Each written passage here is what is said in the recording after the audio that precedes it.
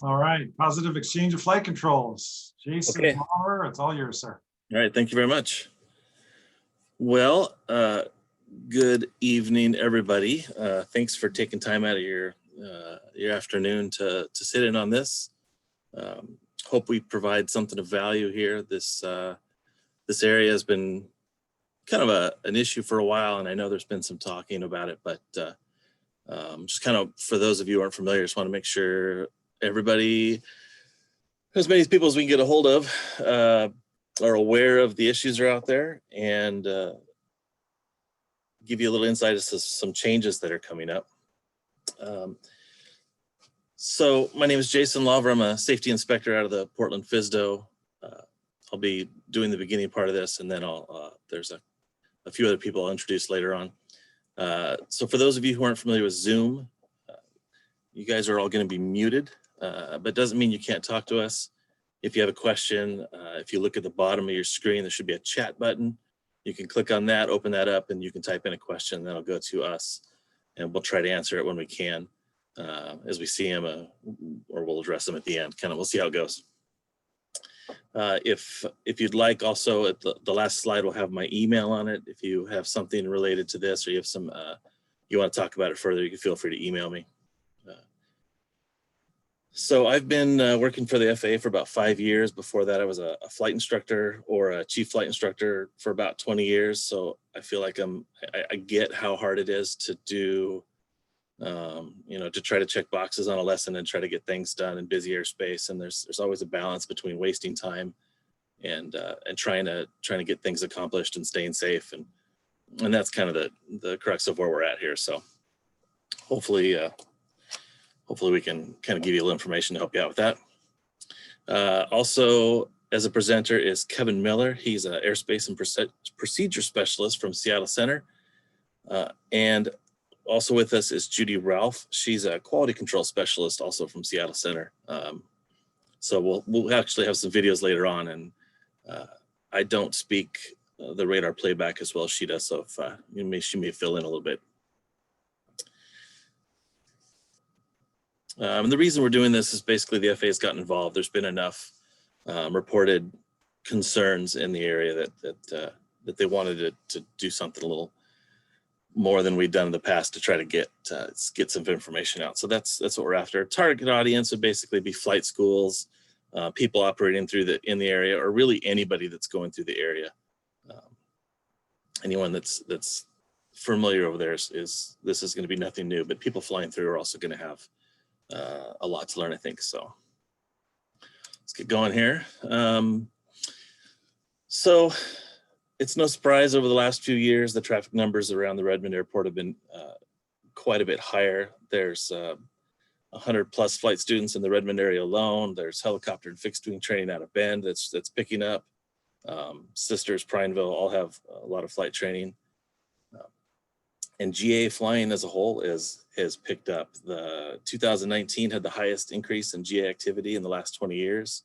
And statistics haven't come in on 2020 yet, but I got to imagine that they're trending the same way.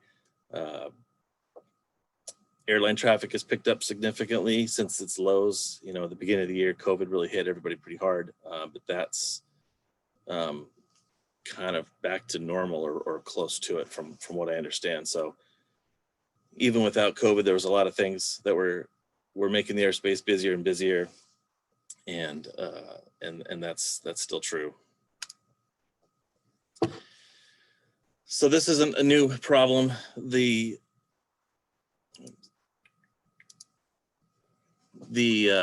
sectors out in that area, there used to be Sector 5, which kind of controlled the whole area there. With the airspace around Redmond being busy as it was, they added a new sector. It was a sector 35. And even with that sector being dedicated to the area around there, it's still, from what I understand, one of the busiest sectors around. So just to kind of paint a picture for how busy things are out there. And then you have the mix of general aviation aircraft and airline traffic. There's a potential for conflict. The airline traffic is point A to point B. They're moving pretty quick. They're always IFR. They're always talking to ATC. Everybody knows what they're trying to do. They're trying to get them to destination in an orderly fashion, as efficiently as possible. GA aircraft, on the other hand, are somewhat unpredictable. They're doing multiple approaches. They're not necessarily talking to ATC. They'll break off from what they're doing and go fly over a friend's house. When they get to a fix, we don't know if they're going to hold or if they're not going to hold. So there's a lot of unpredictability with the GA flying, and you get those two together, and that's something that I've seen in some of these examples that seems to be kind of an issue.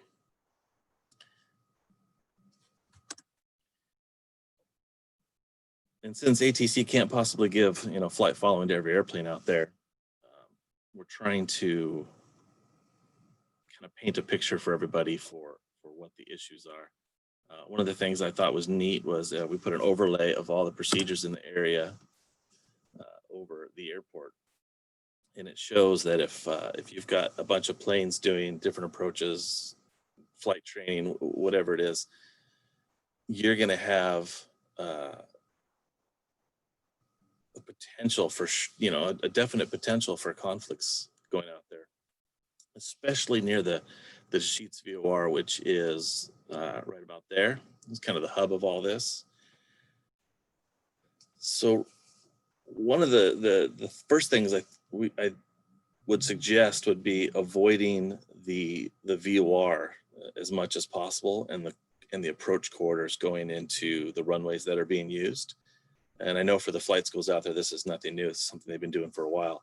But if you're unaware of how much is happening out there, that's one of the easiest things you can do, just avoiding the VOR, avoid those approach corridors.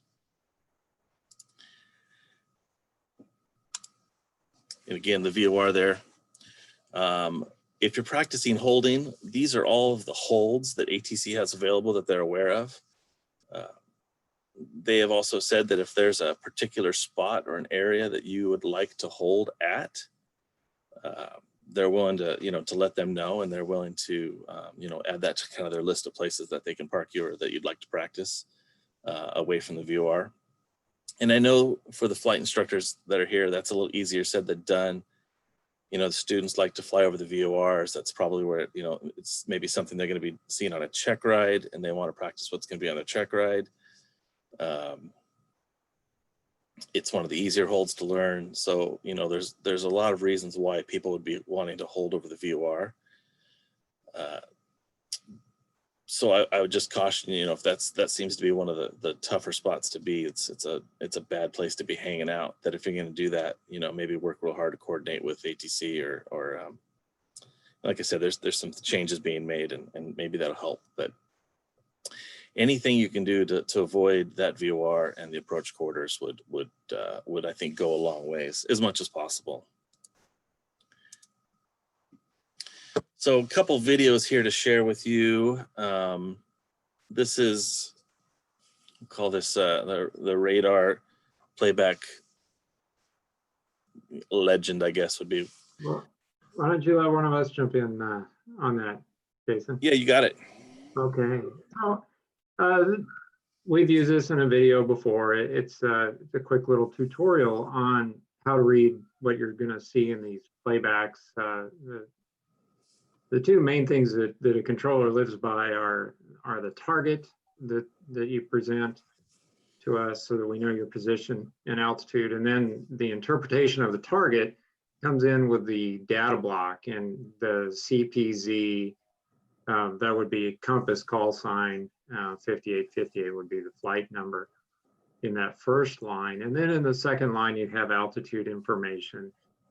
We often, here with the compass, he's been given an approach clearance, so we'll put 1 in our data block so that we know we've cleared him to the ground, and he's currently descending out of 9,100 feet. So those altitudes are in hundreds of feet.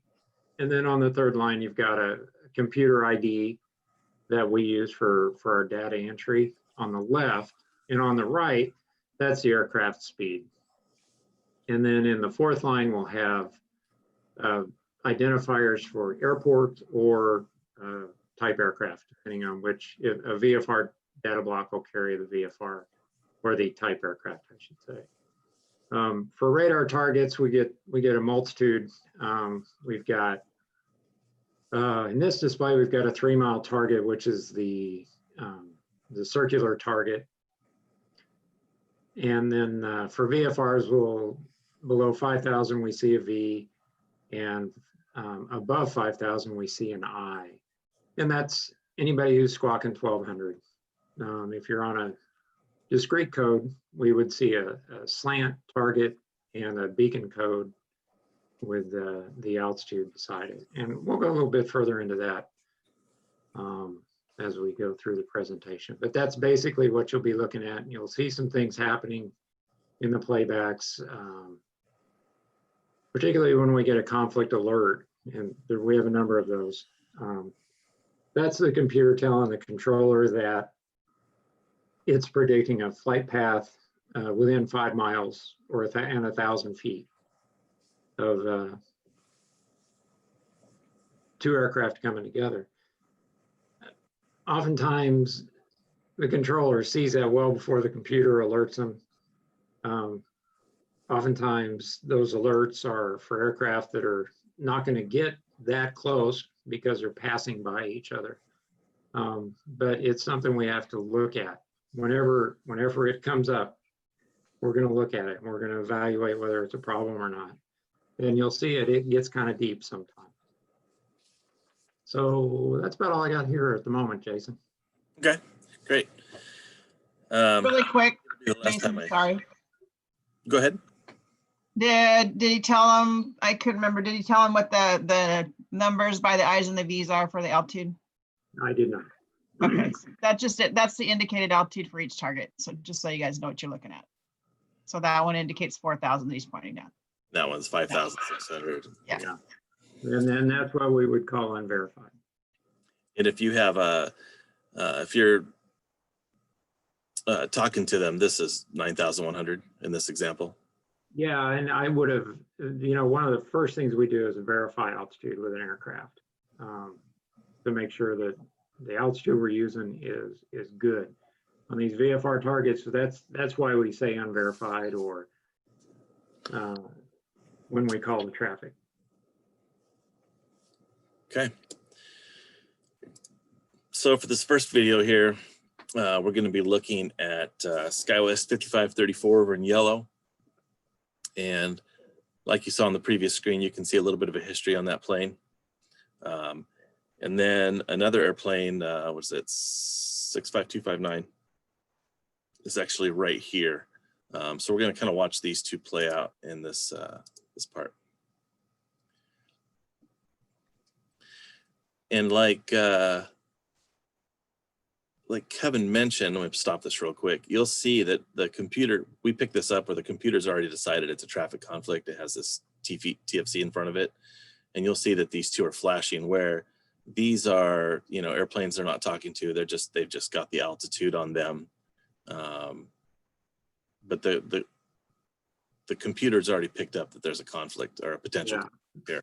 That only works when we're tracking an aircraft like SkyWest, and then it picks up the unknown target here of 65259er and projects a conflict for the SkyWest so that we call the traffic. And then when you look at the histories will give you a sense of speed as well. You can see that SkyWest is leaving a longer trail and he's faster, way faster than this 259. They're doing 165 knots, right? Yeah. At the moment. And so when I watch this, it looks like the airplane that's the issue or half of the party here is departed Redmond and is kind of done a north departure and is flown across the approach path. Right. See there at 5,000 feet and SkyWest. Oh, let me back this up just a tad.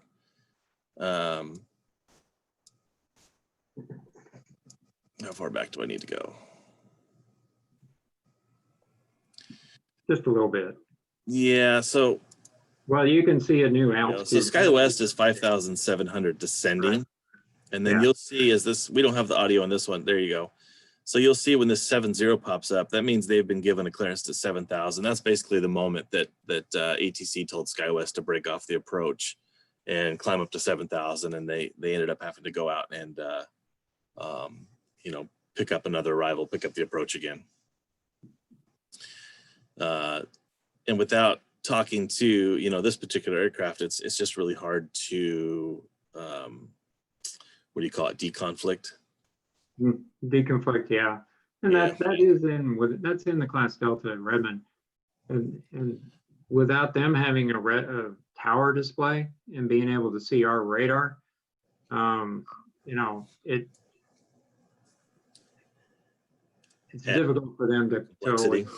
make these traffic calls. And this guy's problem, I don't know if he's talking to tower at the moment or not. Okay. But SkyWest was not able to get under him for the visual, and he had an RA. So next one here. This is on this particular day, there's a group of aircraft. I've got them all circled in yellow. I think there's 4 or 5 of them are just flying south, and they're going to end up, this Learjet here is actually he's going to turn around and head to the airport, which is right there. This is the VOR, just to kind of give you a little situational awareness. And as he turns in, they end up kind of flying right over the VOR. One thing to notice as this video plays is right now that all the information they have on them is the altitude. And as they get closer and closer, you'll see that one at a time, they start popping up as a traffic conflict. And you can kind of see that as a whole, they become an issue. We don't have the end numbers on them at the moment, but as they get closer and they become a traffic conflict, you'll see that information pop up, so that ATC at least has that. That comes from the ADSB. So if it's an ADSB equipped airplane and they become a traffic conflict to someone they're talking to, then the end numbers will pop up. And that's one of the things that we suggest is, you know, make sure you're make sure you have ADSB and you're listening to center if at all possible, because they may call you in the blind and try to give you a heads up about what's going on once you get to enough of a conflict that they can see that. I just know because of what I'm doing here that one of those airplanes actually had an issue earlier in the day. So I happened to have talked to that pilot, that these were 4 guys just flying out having fun, and they were flying in kind of a loose formation there and talking to each other. So they weren't listening to ATC, which was kind of unfortunate, but we'll play this out.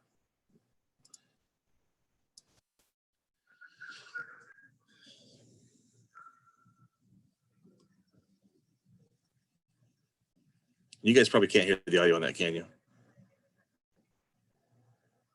Okay. No, we cannot.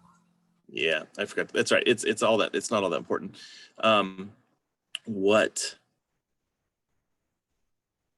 So if you see here, this Lear, that's I forget who that is. It's one of the charters. It's one of the 135s. FlexJet? Yes.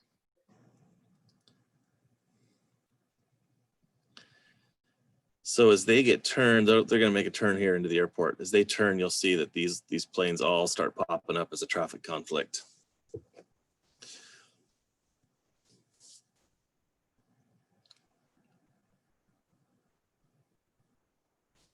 Move this forward a little bit for the sake of time.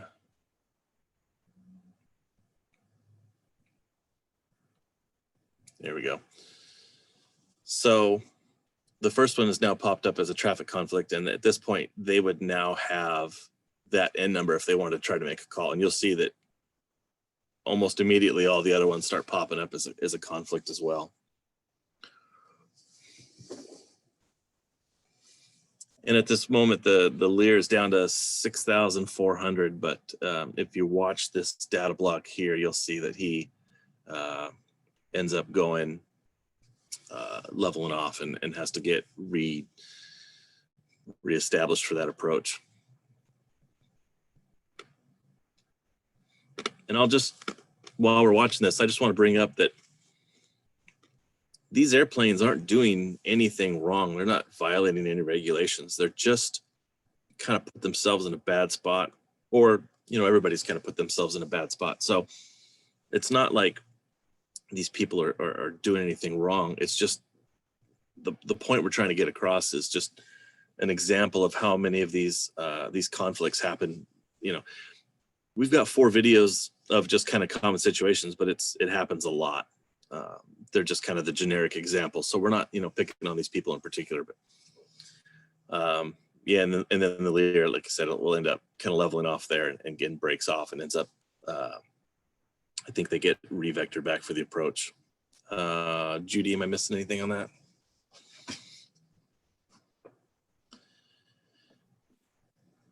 No, I think you got it. Okay. He Okay, went perfect. back. Yeah. All right, next one here is, I'm gonna move ahead a little bit. You'll probably have to share your audio again. Yeah, it was something I needed to do early on. It's okay. Okay.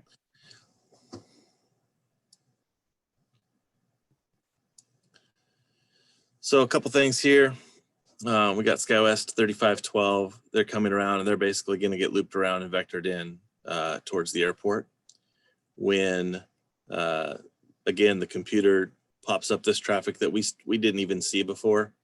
It was just a VFR traffic. It now has popped up their N number and shows them as a traffic conflict. And then at the same time, we have Horizon coming in and they're, again, going to get kind of vectored in sort of over the VOR onto the final approach path there. Well, he's now on the RNAV Yankee runway. Is that what that is? Yeah. All right. Yeah, this is what we're trying to protect.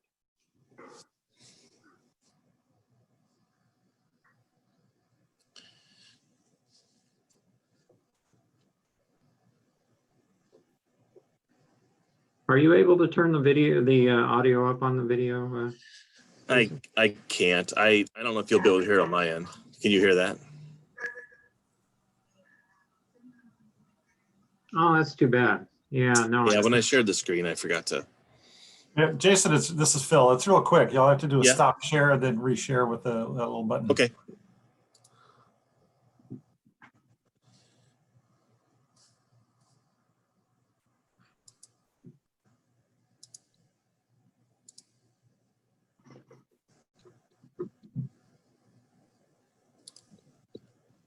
All right. And for you, information kilo is now current. Okay, Roger. Thanks. Information kilo now You can hear current that? at Redmond Airport. Horizon 2119, advance information kilo table, please. Pick it up real quick. Scout 3512, advise information kilo, please. We have kilo, Scout 3512. Thank you.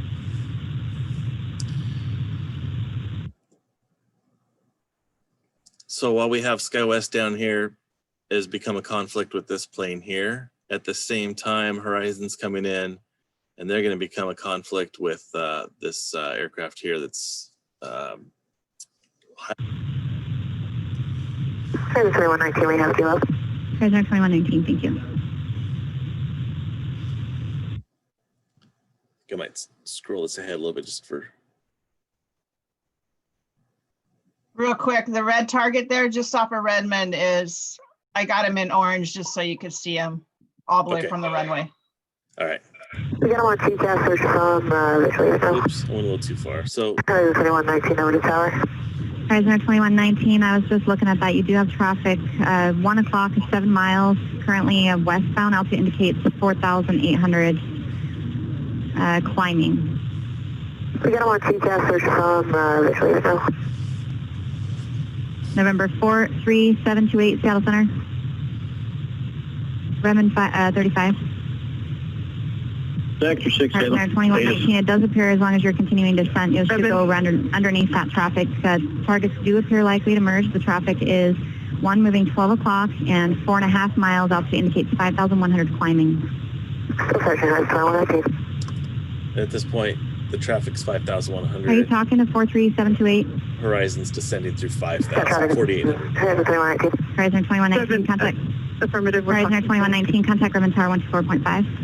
Okay, have a good day, Horizon 2119. Horizon's 5 mile final coming to you now. Seattle Center 647 Sierra Bravo. Would it be possible to get a VFR practice approach RNAV 5 into Redmond?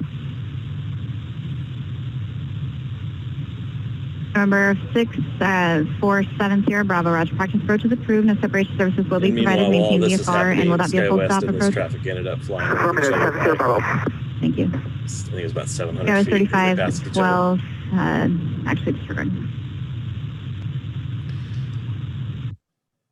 So it looks like that traffic in orange must have either been told or seen what was going on, and they kind of turn off to the left a little bit so that Horizon can get by. Right. But you'll see as this plays out that they basically just turn right and do it again and get in front of SkyWest, who's now had, I think, 3 traffic conflicts. Just kidding. Redmond 35. Redmond, can you make sure that VFR guy, he's turning back towards the final approach course, and he's also going to be direct conflict with SkyWest 3512. Can you make 3512? Can you make sure? We have Skywest 3512 in sight. We're watching. With 728? Affirmative. Okay, Roger. 6GZ. Skywest 3512, you have traffic 12 o'clock and 6 miles westbound. Altitude indicates 5,600. Redmond Tower says that they have both of you in sight. You should be able to descend below him just fine. Contact Redmond Tower 124.5. All right. We're actually just going to break it off from here. We Skywest. have an incident with that, so we'll just go around. We'd like a visual approach to runway 5, please. Skywest 3512, negative. Continue on the descent. The traffic is 12 o'clock and climbing. He's 5,900. I would suggest continuing on the approach. He's turning westbound now at 5,900, 12 to 1 o'clock and 3 miles. Okay, my question is, why are we still doing approaches, an instrument approach towards VFR? Well, I'll tell you, it keeps staying heated from there. I've heard it. We can skip that part, but this plane departing off Redmond is flying, not directly down the approach path, but it might as well be. There's the angle that they're crossing that final approach path is so narrow that the closing speed on them departing and the airliners coming back in is too much. Even just a few miles is less than a minute. So Yeah. but that didn't work. I think SkyWest ended up going inbound, but There was really no choice here. A climb out of there would have been even more hazardous. Right. I would just like to point out to everybody, this is a zoomed in picture of what the controller is looking at. This is concentrated right around the Deschutes VOR. That really big, or the really busy 15 miles around the Deschutes VOR. And you can see they're not working a lot of airplanes by data blocks, but there are a number of targets moving about in the area. And the controllers often have to are trying to predict where the airplanes are going to go and thread the needle to get people into the different airports they're trying to get to. And this particular shot isn't that unusual. At the Bend Airport, all those targets around the airport, I can't tell you how many times I have an aircraft inbound to the Bend Airport, and it's a nice day and they're going to do a visual approach, and I call them and I'm going to give them a distance from the airport, and I can't see it for all the targets. So, I'm kind of guessing at how far the airport is away, and then I'm going to give them multiple targets in the vicinity traffic call, because they're just working around the airport in the pattern, trying to get in the pattern. I know you guys know that story. So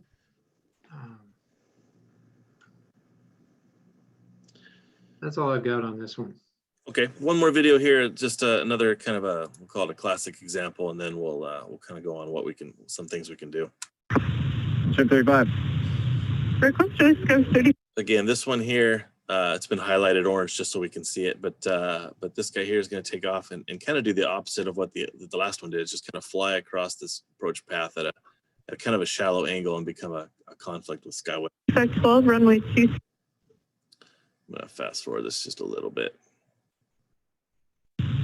Hey, 2325, we got Sky West final there. Horizon Air 2325, 7,400. roger that. Descending And at, you're cleared on Yankee 230 runway knots. 23 approach, Redmond Airport, and reduced to final approach speed.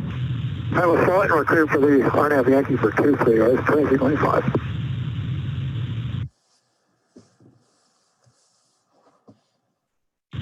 At 5 Mike Golf, I'm sorry, do you have a request?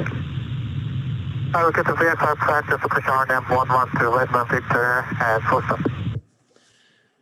And now the computer's generated the end number. Air 125 Mike Golf, roger, maintain VFR, VFR practice approach approved, no separated services provided, and Redmond altimeter is 2992.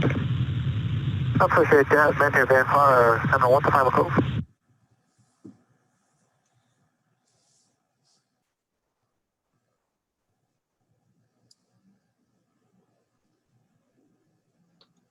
Right up the approach course with these arrivals.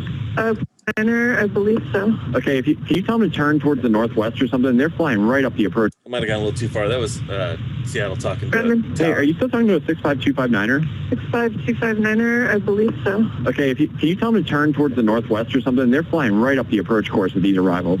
We'll go straight. Thanks. And number 65259er, if you're on frequency, turn to the northwest, please.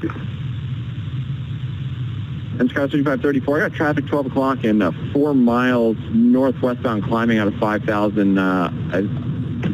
Approach clearance canceled, climb maintained 7,000. All right, approach clearance canceled, climb 7,000, Skywest 5534. You see on that data block that they're 5,600, but they've now been given the climb to 7,000. I did the math on this one because it shows they were going about 180 knots. They were going 210 knots just a few frames before that. Assuming the Cessna's climbing at 80, they're closing at 250 knots when he gets the 4 miles, which means when he gets their traffic 4 miles ahead, he's got less than a minute until they're going to be at the same place at the same time. So it might look like there's a little bit of time there, but in reality, that the time of that window had kind of closed. And I think you can hear the controller hesitate for a second and then just basically say, yeah, this ain't gonna work, and break off SkyWest. Judy, you got something for that? And just to let you guys know, that's a 3 mile bubble around the SkyWest. So you guys know what kind of range you're looking at there. Oh, so by the time he even says break off the approach, he's down to 3 miles. Yes.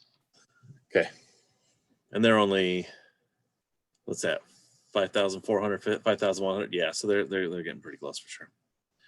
And this one I think just plays out where SkyWest climbs above it and they just come back and do it again. Anything else on that before we go into Kevin's portion? Okay. All right, Kevin, you are up, and I didn't introduce you very well, so if you want. Well, that's fine. I've been in front of this crowd before. There are probably some new people. We're just continuing our efforts to try to help everybody coexist in this airspace. For a lot of airspace that we work, an airplane gets up and it goes from point A to point B.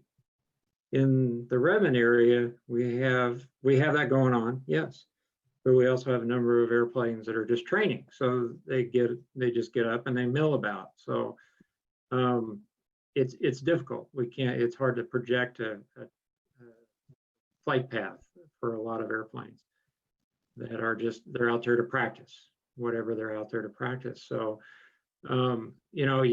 within 15 miles of the Deschutes VOR, I can't stress enough to really be aware of your surroundings and the aircraft around you, because you don't know exactly what anybody else is going to do. And the same applies for them. They don't know exactly what you're going to do.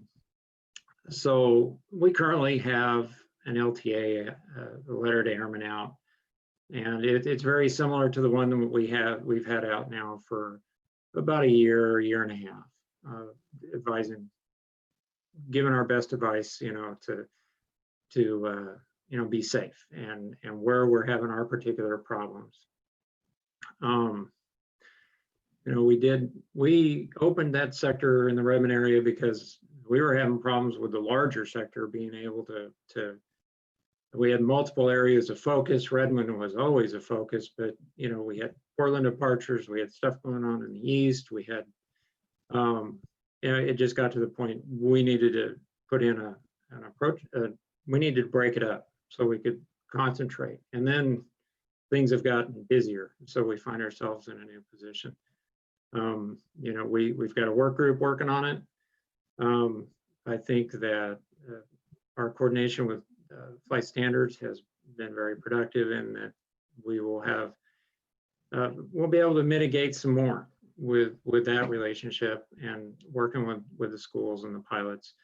But overall, I think that if things continue the way they are, our radar just doesn't turn fast enough in the en route environment. And our current work group is exploring the possibility of making this an approach control, but that's a big process, and we unfortunately, in order to make it safe, it takes a while to get it done. The same thing with the Bend Tower. Somebody asked about the Bend Tower. That too is in the process, but they've got their study done, they've got it approved, they're on the list to get a tower. Again, who knows exactly how long that's going to take. These are all multi-year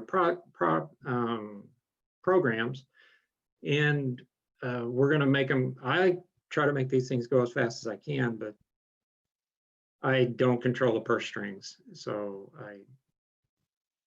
I just make as much noise as I can. And anybody else who wants to join in and file your safety reports, that's always helpful to make these things happen. So we can move on to the next slide, Jason.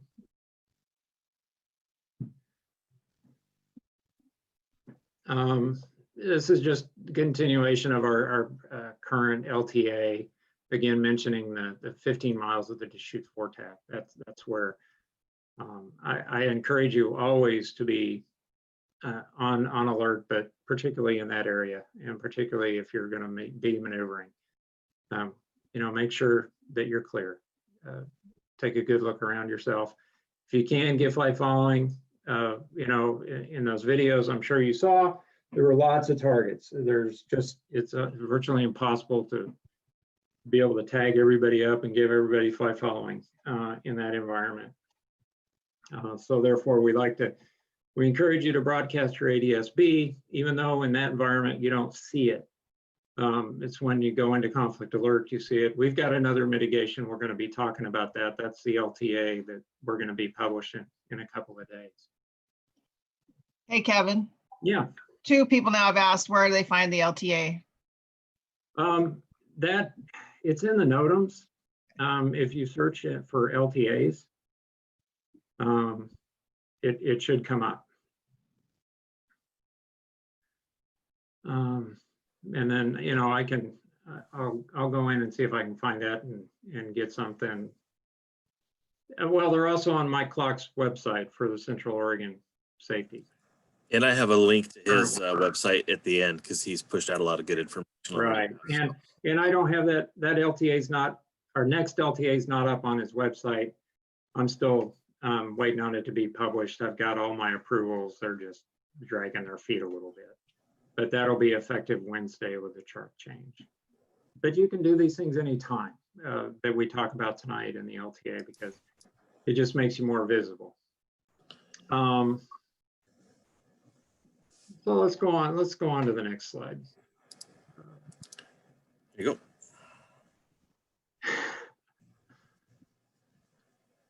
So these are some helpful things, in particular configurations of Redmond, which, you know, I don't like to have one airport drive the area, but Redmond's got the larger aircraft, commercials trying to get into it, and in particular, runway 5 is hard for everybody. It's up against the mountains. It's going over the Deschutes VOR. It's in that area. It crosses, as you're inbound, it's crossing the Bend 1 ODP and the Redmond ODP. And lots of people like to fly those and practice those in VFR. So, you know, when runway 5 is in use, staying out of that corridor or asking, we're going to talk about a corridor here shortly.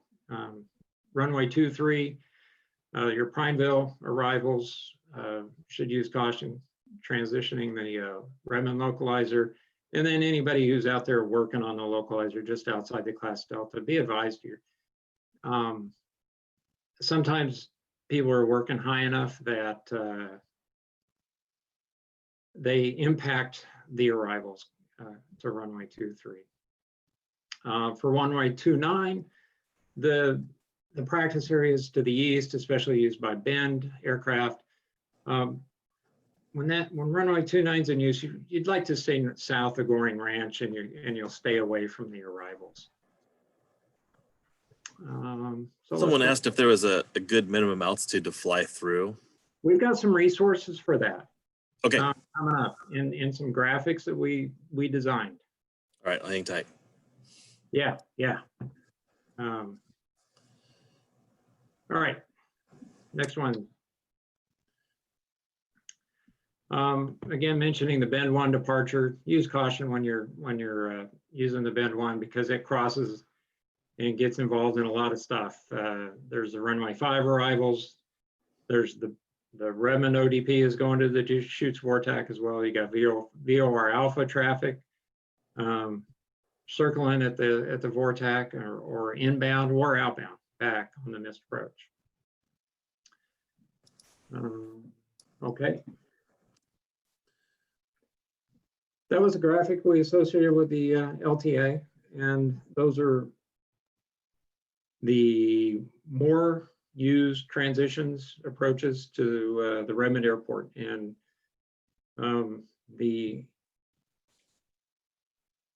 as controllers, when we have IFR aircraft, and going back to that other graphic that you showed with everything overlaid and all the conflicts, as controllers, IFR, we keep these airplanes apart. That's just what we do.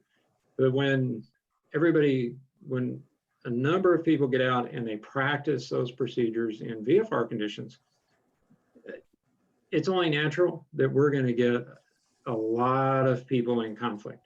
So some of those airplanes we're just not talking to. Some of those airplanes we don't have the opportunity to talk to because we're out of frequency time. That's the thing that limits a controller's. One thing that limits a controller's ability is how much you can possibly handle and speak. You know, I can take a bunch of airplanes, but if I can't service you and keep you aware of what's going on, then I'm not doing my job. Okay, Jason. So this is our new LTA, and it has a lot. It's born out of, and this particular webinar was born out of the RAs that the airlines have experienced in and around the Redmond area, either arrivals or departures, and they're the reports that we're getting.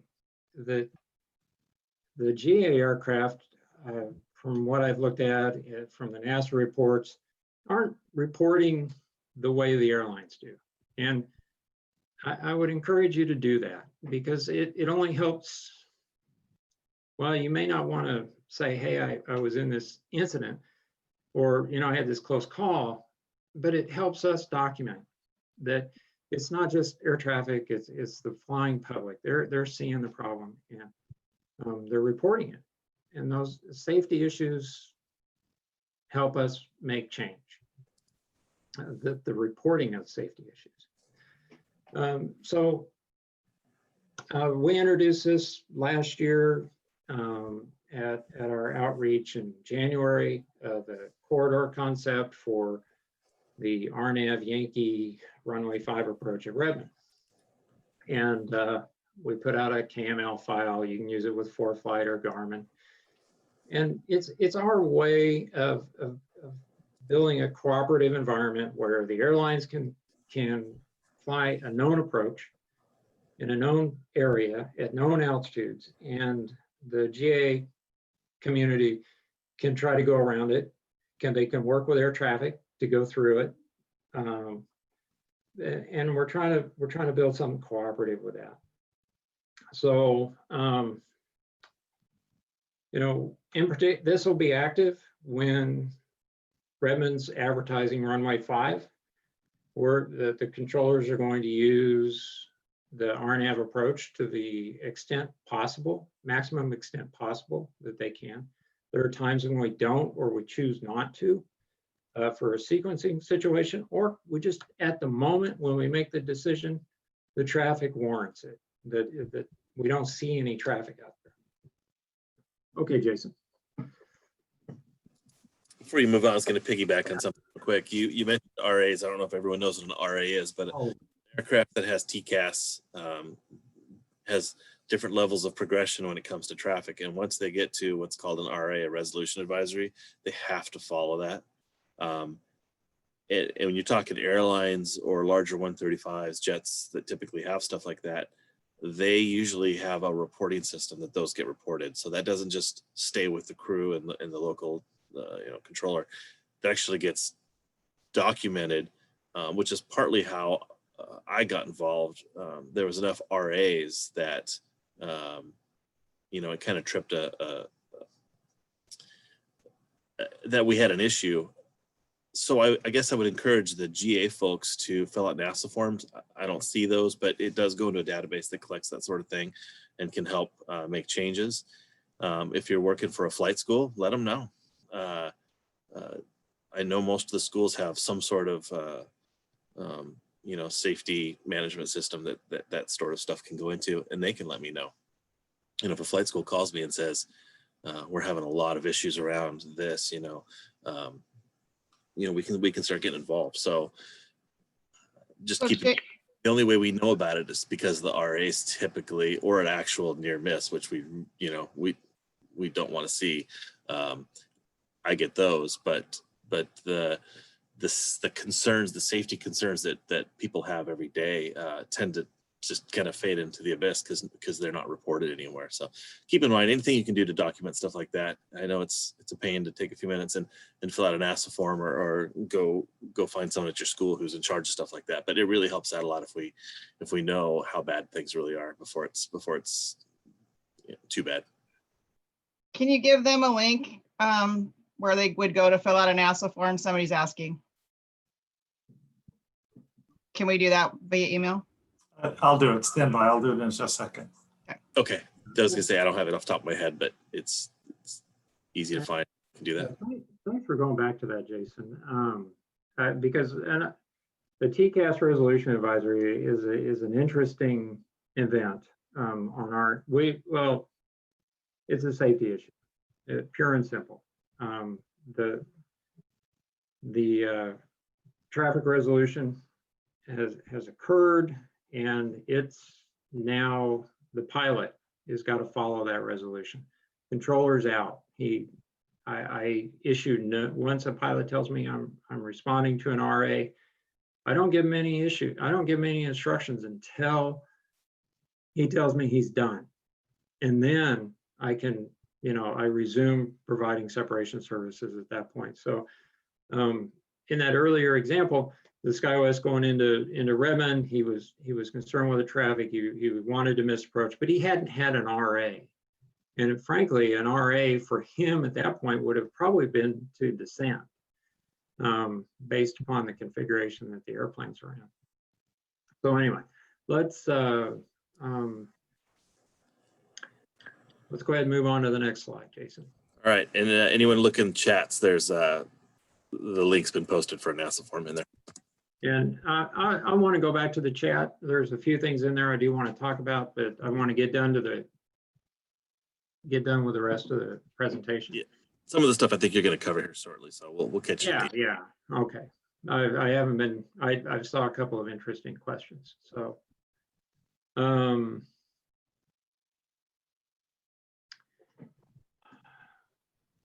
let's go to the next slide, Jason. All right, so this is the same thing that we used, that we provided last year. Again, this is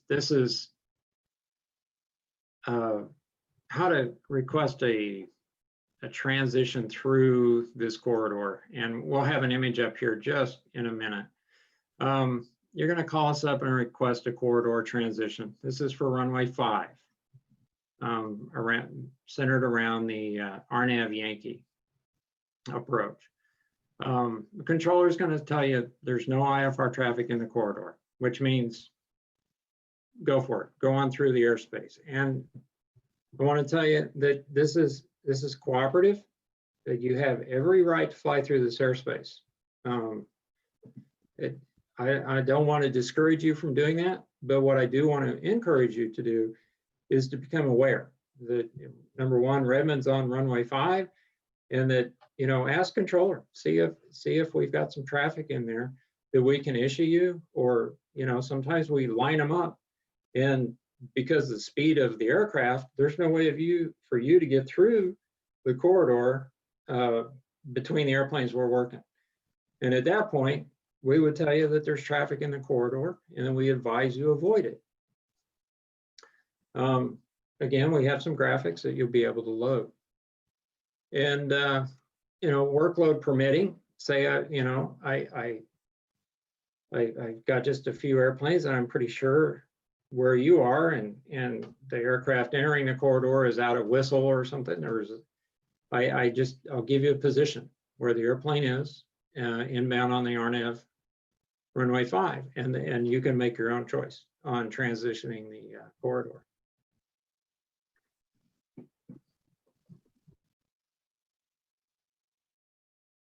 So one of the things that we have trouble with in our system is that ADSB is required above 10,000 feet. A lot of airplanes in the Redmond area have ADSB. And en route software today, when you are broadcasting your flight ID and squawking 1200, it suppresses the call sign for the controller. All they see is that VFR target and an altitude. So what we're looking for is we've tried to get a change to the system, and that takes time, and I'm not getting a lot of traction with that at the moment. So for a workaround within 25 miles of the Deschutes VFR or VOR, we're asking that you squawk 1237 while you're squawking, or while you're broadcasting your flight ID. And what that will do is that it, as a controller, I can press a button, I can see your call sign, or I could see this 1237 code in your altitude, but I can see your call sign at will if I want to. And if you do that, if you're monitor 126.15, we encourage that so that I can call you in the blind if I have traffic. I'll be able to see you. It's not flight following, but if you call for flight following, I can get you there a lot quicker because I can see where you are, I can see your call sign, and I can tag you up and build my quick flight plan like I normally do. But I don't have to go through that. I didn't catch the full call sign. I don't have it right. I can see it, right? So I can get you tagged up really quick. For a corridor advisory, I can see you a lot quicker that way too. So that's basically where we're at, is to be able to take that next step to enhance the visibility of your aircraft on the radar scope, that we can provide in some ways it's more service. In other ways, you know, I don't want to say you're getting flight following, but we are able to monitor better. So we also have got the Redmond ADAS phone number and frequency that you can monitor. So can we go to the next slide? Kevin, really quick. Yeah. Whole bunch of people are asking about 1237. Okay. So question, should they squawk it off the ground? Answer is yes, correct? Yes. And be broadcasting the ADSB. Does it work nationwide? No, this is our local workaround, correct? Yeah, this is a local workaround within 25 miles of the Deschutes VOR. That's so we can see you better. It's a local thing.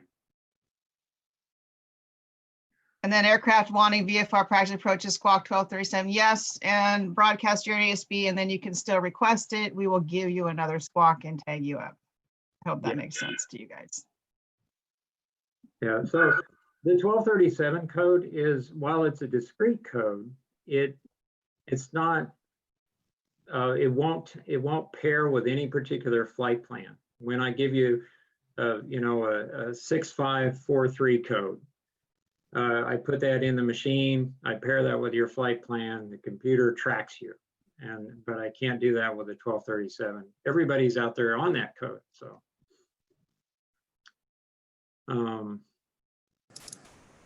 This slide is a depiction of the runway 5 corridor that we have built for ForeFlight and Garmin presentation, any KML. Anything you can load that way. You can view it top down. You can fly through it, in a side presentation, and then it's got block altitudes on it.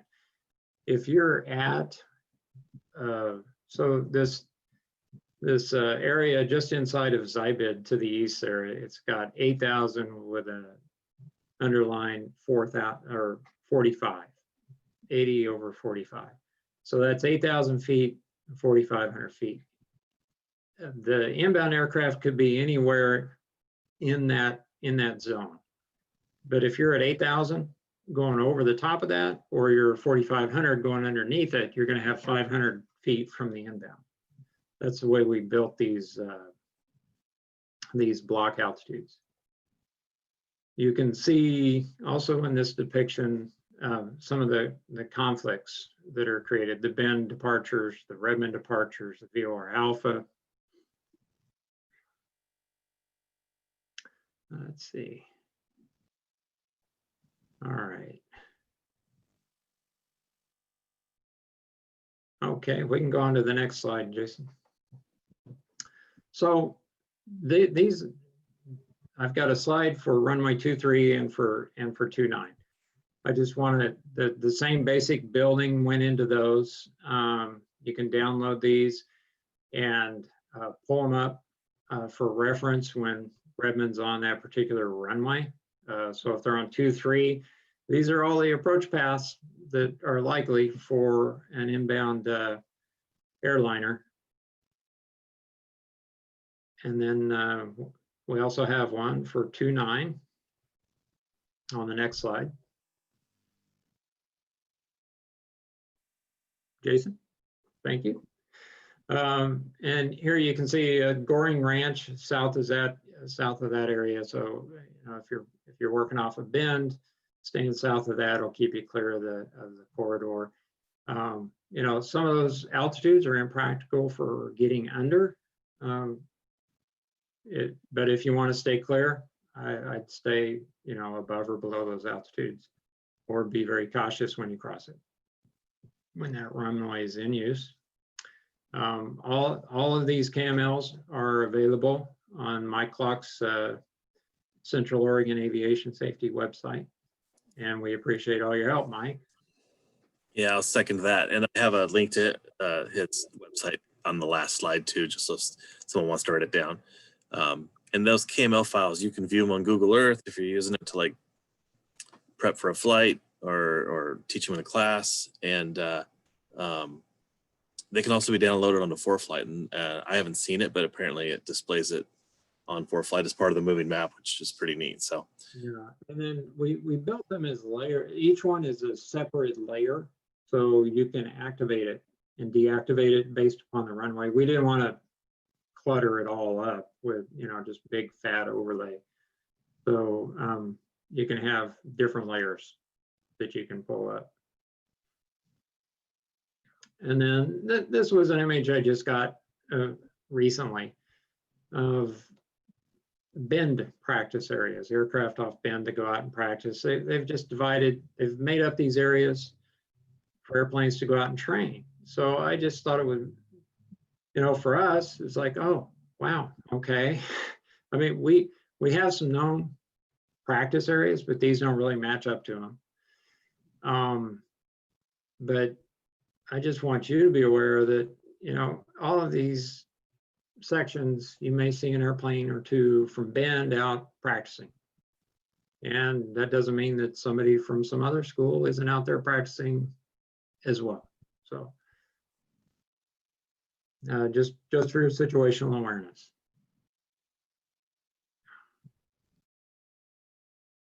Okay, and I think that was it. I think that's it. So again, that's my email.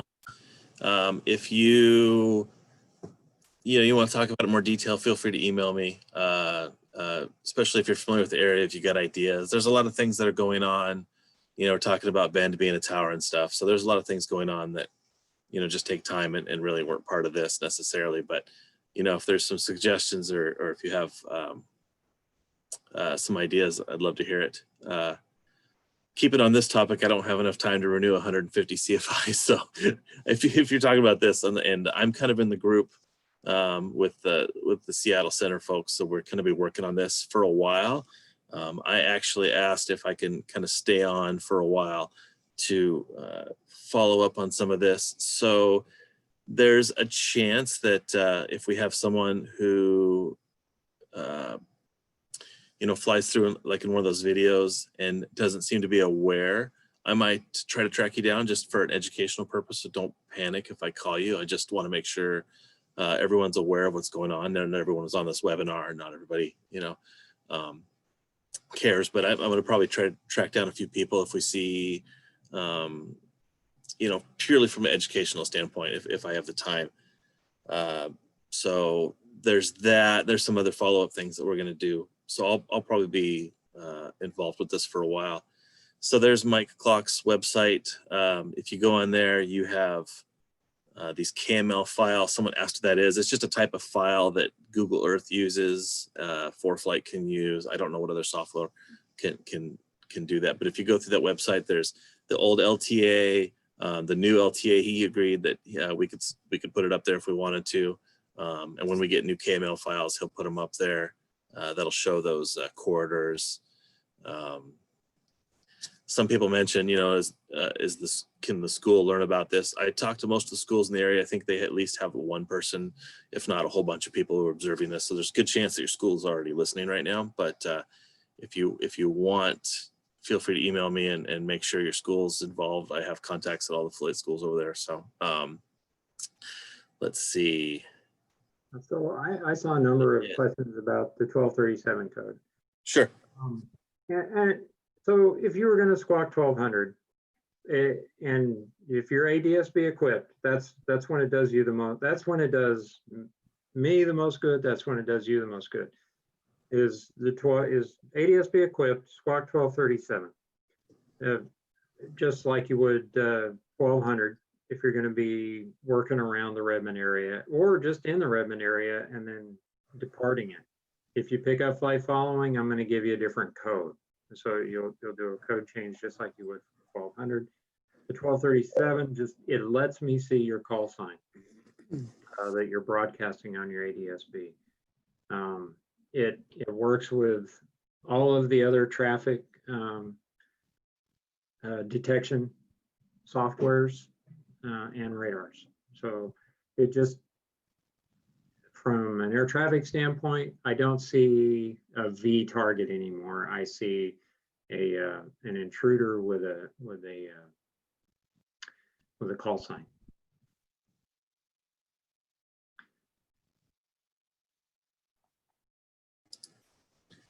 And the last question there, Kevin, it says, when conducting a practice approach, normally on last approach, you're told to squawk VFR. Are we going to be told to squawk 1237? I don't know that you guys have even discussed that really.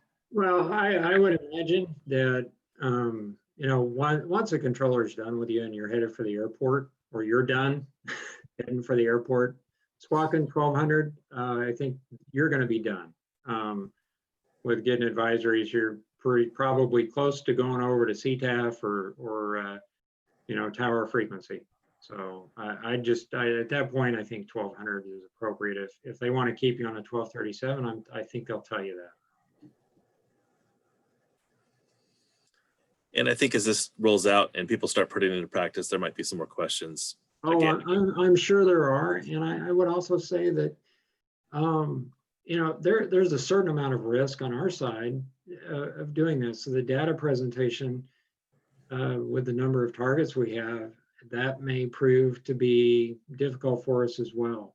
So, I mean, this is a test, you know, and we're looking at it this way. We may scale. I don't know exactly what's going to happen. Hopefully, we can move it forward and get a change to our software where we don't have to do this. Capabilities exist for terminals. They can see ADSB call signs at will. And that's where we'd like to be, but we're not there yet. Okay. Let me see. I saw there's a question about a Redmond Class C. We have talked about that. We don't have the technology to really implement it with the tower.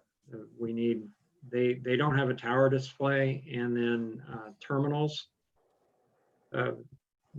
with their STARS software are able to talk with the tower. There's a lot of code assignments for departing, arriving aircraft, and we're just not capable of doing that at this point. We are looking at that, and again, we are looking at this becoming a terminal airspace in the future. One of the questions was, would the ATIS advise VFR traffic to squawk 1237?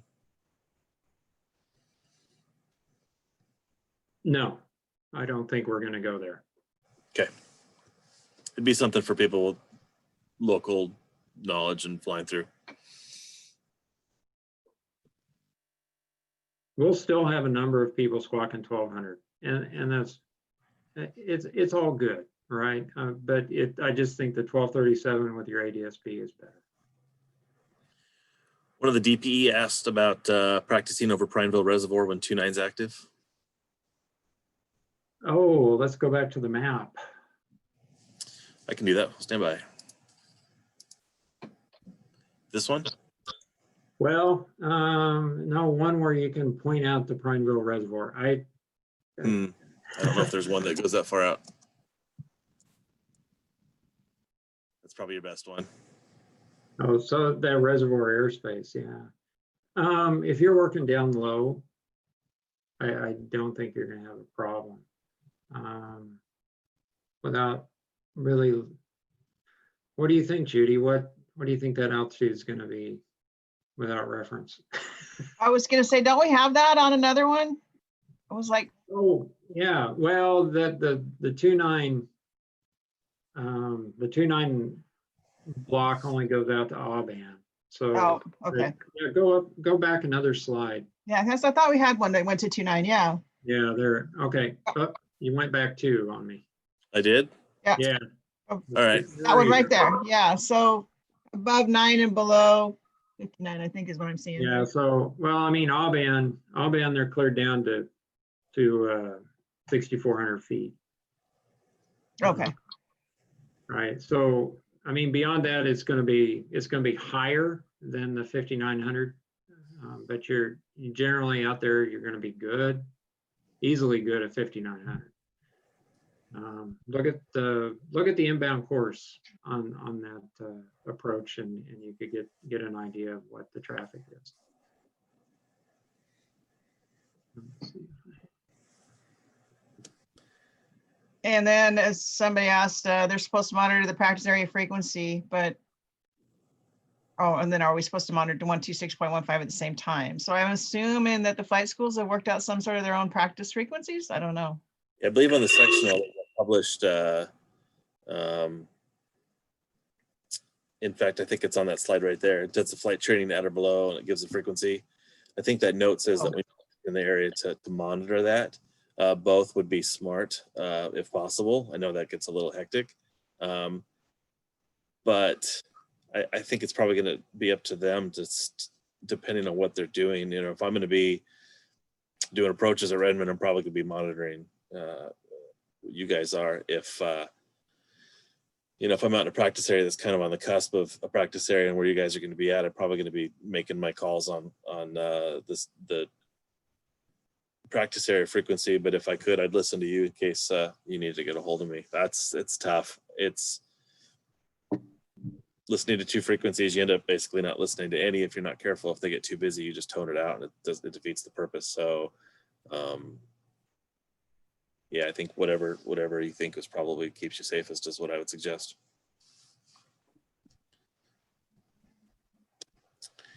I agree.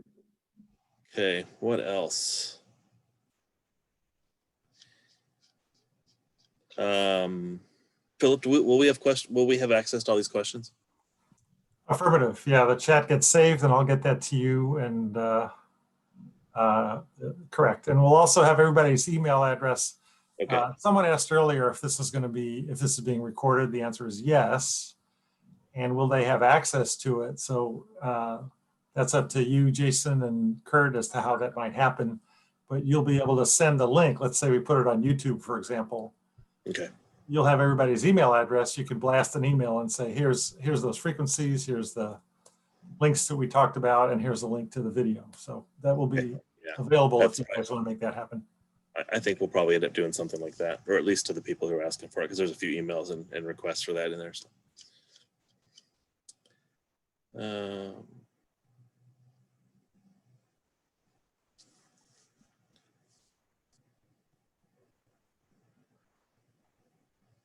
Okay.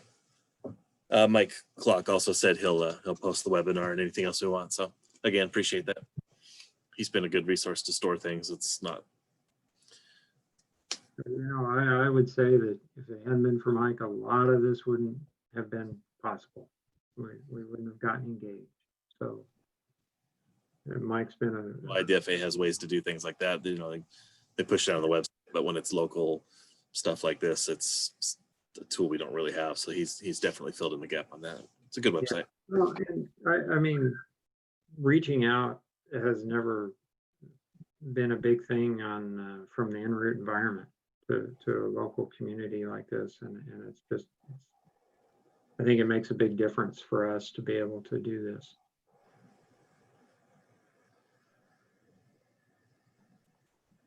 Okay. Mm-hmm. Probably set people free if we don't have any questions here. It seems to be a lot of individual issues, but thanks for attending. And again, you have my email. If you got something that comes up after this, you think of something later, feel free to reach out to me. I might regret that when I check my email in the morning, but I've got a pretty close contact with these two. So if it's something to do with Seattle, I can get a hold of them and get an answer to you pretty quick. So, but again, we're just trying to educate everybody here. This isn't really a, you know, I don't want to be like finger wagging. This is just like, hey, this is what's going on, and hopefully everyone knows about it. I have a feeling a lot of people don't, and you know, maybe this will help a little bit. But if anything we can do going forward, we're gonna have to keep up on stuff like this until, you know, really until ATC, you know, we're talking about Class Charlie at Redmond and Towers Bend and stuff, and that, you know, having radar at the tower at Redmond and stuff. That's all going to be stuff that really helps. But we gotta try to keep ourselves safe between now and then. So, and that can take a while. Oh, and reference Redmond radar. It's in the works, but it's probably been one of the more frustrating projects I've ever been involved in. And for all of the justification, we still are kind of stymied. And that's structurally within my organization. But believe me, that is one thing that I want to see get done first and foremost. Not to put the Bend Tower behind that. I can work both at the same time, but want them both. Want it all. Yeah, absolutely. So, okay, we'll call it there. And again, and for those of you that want some follow up, we'll be in touch. And I guess that's it. Everyone have a great night and stay safe out there. Thanks, Jason. Thanks for being here. Thank you, panelists. For showing up. All right. All right, good night.